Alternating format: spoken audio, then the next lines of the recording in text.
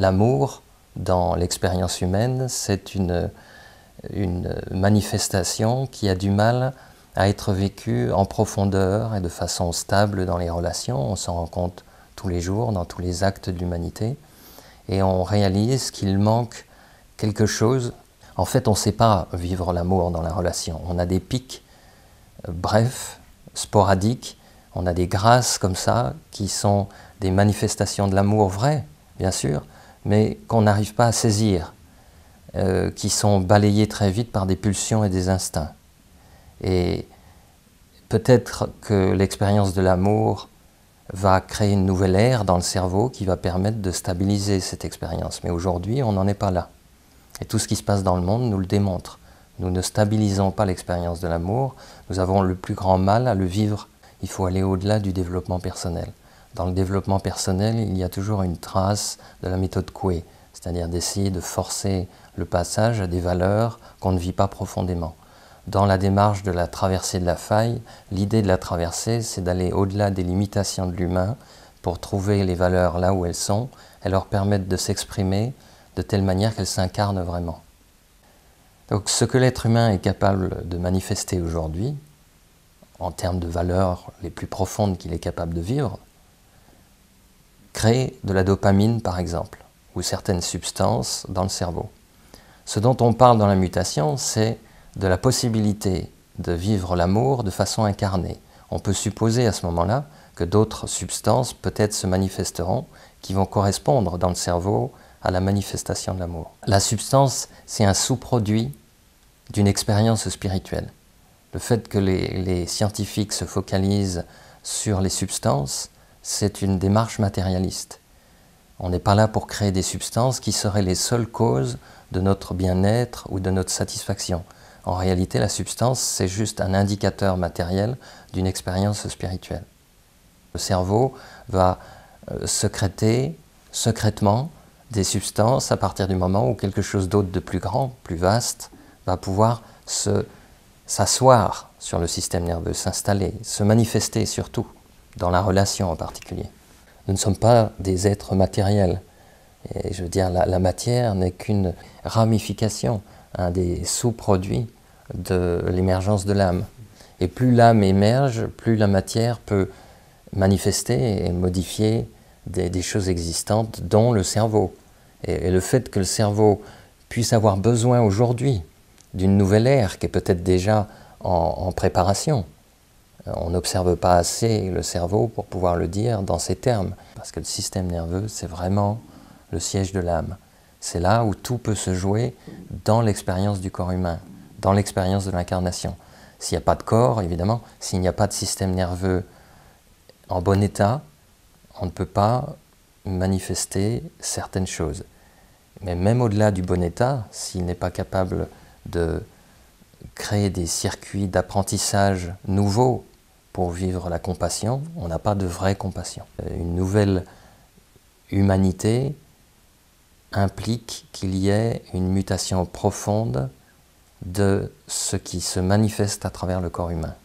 Ce qu'on manifeste aujourd'hui est encore brouillon, primitif. On se rend compte tous les jours que notre cerveau primitif est souvent le maître. C'est lui qui commande beaucoup de choses. Quand je parle des irrépressibles, quand je parle de la pulsion sexuelle, en particulier pour l'homme, je parle de toutes ces difficultés qu'on a, et on se rend compte que le système nerveux a effectivement du mal à pouvoir faire exister, je ne parle même pas de cohabiter, mais de pouvoir faire exister plutôt une valeur douce et profonde qu'une valeur primitive. Donc il y a vraiment un processus lent de l'intelligence du vivant, on n'y peut rien de ce point de vue-là, mais il y a aussi un accompagnement, et on se rend compte dans les groupes de travail en particulier qu'à certains moments, il y a des percées. Quand dans un exercice d'âme-âme, par exemple, 2 personnes disent « je n'ai jamais vécu une relation, un moment de communion aussi profond avec quelqu'un d'autre », il y a quelque chose qui se passe dans le cerveau à ce moment-là. Il y a même des personnes qui après ont des sortes de fatigue ou de vertige, parce que quelque chose est en train de se modifier. Il y a une expansion qui se produit, et cette expansion, au niveau matériel, elle doit pouvoir s'intégrer. Ressentir un vertige, par exemple, est typiquement ce qui se passe dans la mutation au niveau de l'approche de la faille, du gouffre de la faille. Je veux dire, c'est littéral. On est au bord d'un gouffre, on ressent un vertige. Et en fait, il y a une part du vertige qui vient du cerveau. C'est-à-dire que le cerveau est en train de réaliser, en quelque sorte, qu'il pourrait vivre une bascule tellement radicale qu'il va être obligé de se modifier, et j'allais dire, d'une certaine façon, il n'a pas le temps de le faire. Donc ça crée une forme de vertige parce qu'on est en décalage avec la conscience collective et ce que l'être humain est capable de manifester aujourd'hui dans la structure telle qu'elle est en général.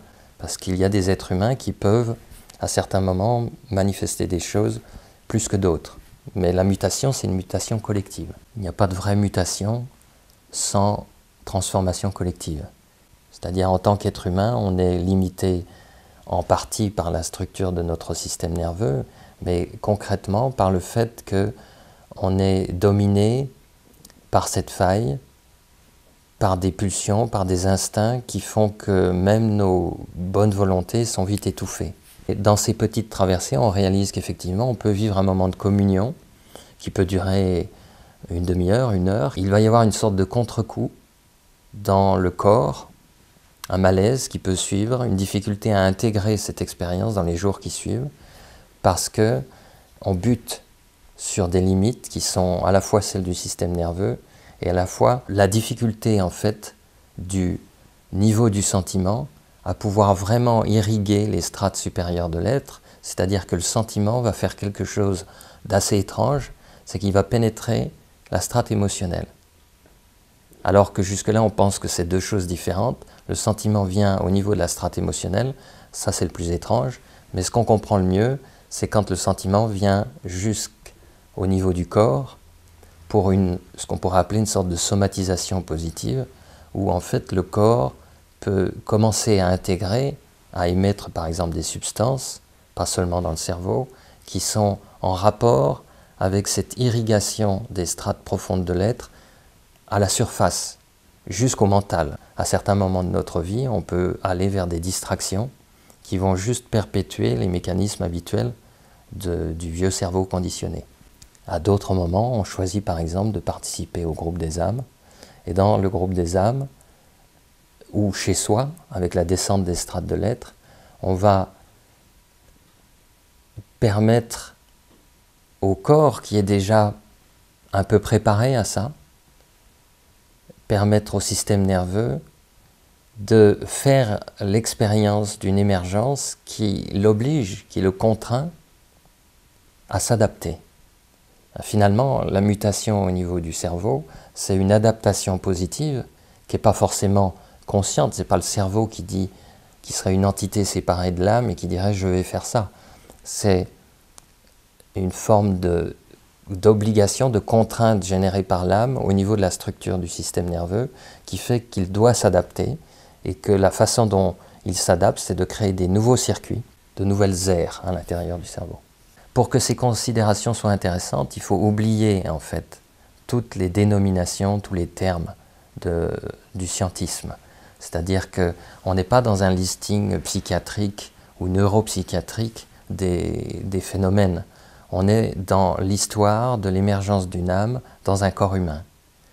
Alors peut-être qu'on nommera différemment de nouvelles substances, ce ne serait pas une mauvaise chose, mais je pense vraiment qu'il faut oublier la sérotonine, la dopamine et toutes ces choses qu'on essaye de synthétiser, d'imposer au corps humain, comme si tout se jouait à ce niveau-là, ce qui est faux.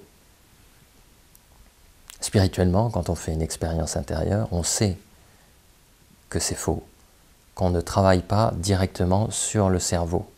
Personne ne travaille sur le cerveau pour générer des substances. On peut méditer, on peut faire un chemin de descente des strates de l'être, et aller rencontrer son âme, et peut-être qu'en sous-produit, et là on est juste très humble, et on reconnaît que c'est vrai, peut-être que des substances particulières sont générées, mais ça c'est le travail de l'intelligence du vivant, autonome, comme la digestion se fait toute seule, sans qu'on intervienne.